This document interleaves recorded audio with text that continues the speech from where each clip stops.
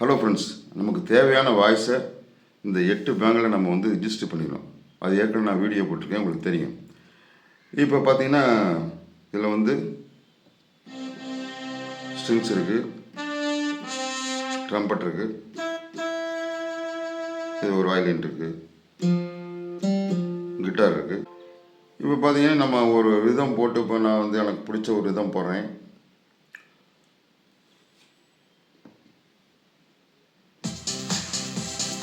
இது எனக்கு பிடிக்கும் ரொம்ப.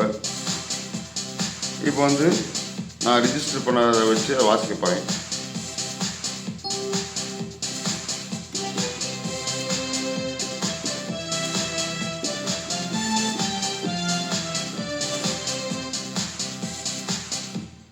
இப்போ வந்து நான் ஃப்ரீஸ் பண்ணியிருக்கேன். அதனால் வந்து எந்த ஸ்டைல் போட்டு நான் வாய்ச்சாலும் இது வந்து இதில் இருக்க ஸ்டைல் ஒர்க் பண்ணாது. இப்போ நான் ஃப்ரீஸ் எடுத்துறேன். ஃப்ரீஸ் எடுத்துகிட்டு இதை நான் கிளிக் பண்ணேன்னா மூவி பிளேடுங்கிற ஸ்டைலுக்கு வந்துடும்.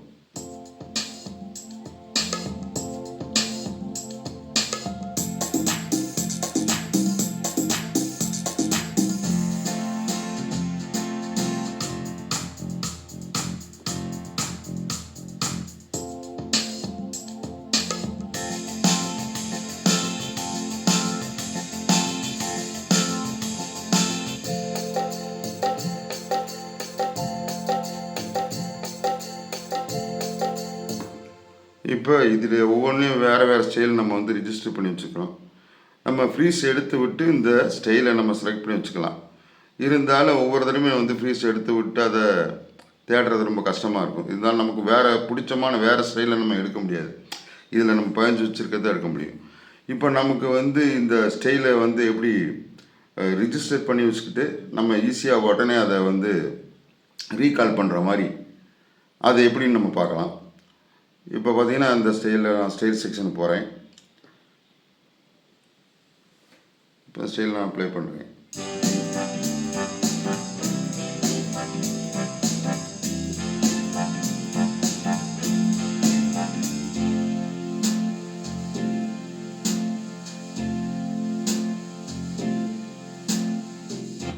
இப்போ ஸ்டைல் வந்து எனக்கு ரொம்ப பிடிச்சிருக்கு. இதை வந்து இப்போ இதில் இல்லாத ஸ்டைல் அதாவது இதில் நான் பண்ணி வைக்கலை.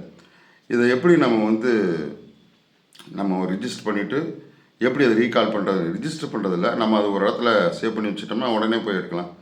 ஒன்றும் இல்லை, இது கொஞ்சம் நேரம் இப்படி ப்ரெஸ் பண்ணிங்கன்னா இந்த மாதிரி எல்லோ கலரில் ஒரு சிம்பிள் வரும். இப்போ வந்து என்னோடய ஃபேவரேட்டில் போயிடுச்சு.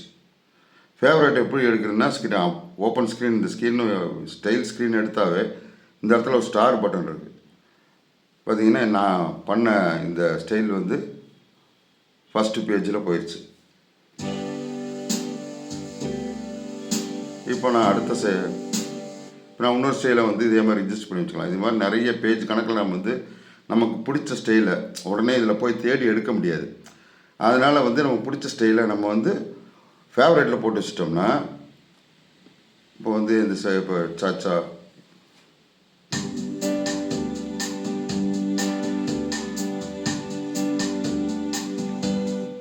போசா, இது வந்து எனக்கு ரொம்ப பிடிக்கும். அப்படின்னா இது லாங் ப்ரெஸ் பண்ணிங்கன்னா அந்த இடத்துல எல்லோ கலர் வரும்.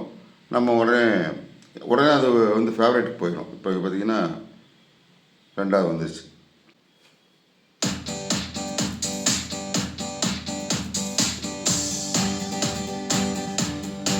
இப்போ இந்த ஸ்டைல் எனக்கு பிடிச்சுன்னா இது வந்து என்டர்டெய்னரில் இருக்குது. நான் அதை வந்து ப்ரெஸ் பண்ணுறேன், எல்லோ கலர் வந்துருச்சு. அவ்வளோதான், ஃபேவரட் போயிடுச்சு. இந்த ஸ்டைலைனா எப்போ வேணால் ஒன் டச்சில் எடுத்துக்கலாம். இப்போ ஒன்றும் இல்லை, நம்ம வெளியே வந்துட்டு இப்போ பேஜ் வந்துருச்சு. ஸ்டைல் பேஜுக்கு போயிட்டிங்கன்னா ஃபேவரட்டிக்கு இருக்குது. இப்போ டச் பண்ணிங்கன்னா ஆட்டோமேட்டிக்காக நீங்கள் என்னென்ன வந்து ஃபேவரட்டாக உங்களுக்கு ஃபேவரட்டாக என்ன வச்சுக்கிறீங்க அது ஈஸியாக எடுத்துடலாம். இல்லாட்டினா ஒவ்வொரு தடவையும் போய் என்டர்டெய்னரில் போய் பேஜை நம்ம சேஞ்ச் பண்ணி தேடணும். ஆனால் நம்ம ஃபேவரேட்டில் போட்டு வச்சிட்டோம்னா எப்போ வேணாலும் அதை வந்து நம்ம ப்ளே பண்ணலாம்.